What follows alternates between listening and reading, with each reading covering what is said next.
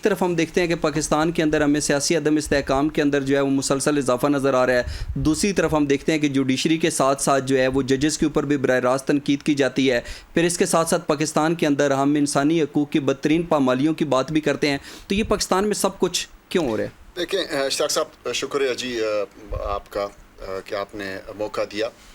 پاکستان میں سمجھ رہا ہوں جس طرح حافظ صاحب نے فرمایا، پاکستان اب بدل رہا ہے، اور میں نیئر فیوچر میں یعنی انشاءاللہ مستقبل قریب میں پاکستان کو ایک نیا پاکستان کی طرف میں دیکھ رہا ہوں، جہاں پہ جو ہے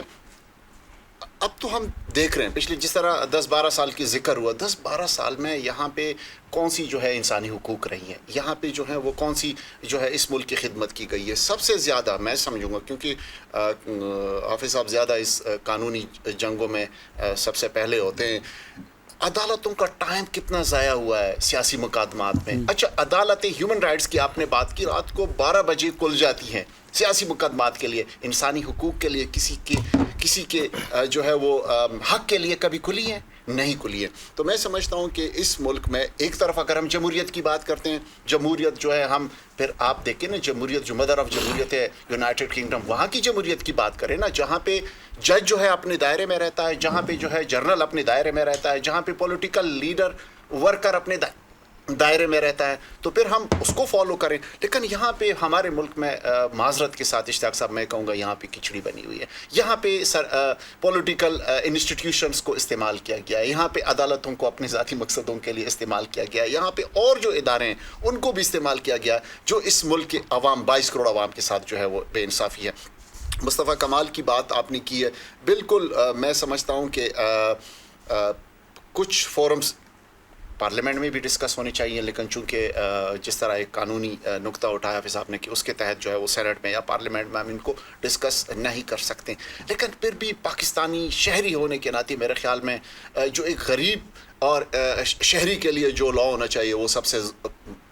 زوراور انسان کے لیے بھی وہی لا ہونا چاہیے، اس کی امپلیمنٹیشن ہونا چاہیے. اور میرے خیال میں کسی نہ کسی فورم پہ جواب دہ تو ہونے چاہیے سب کو نا،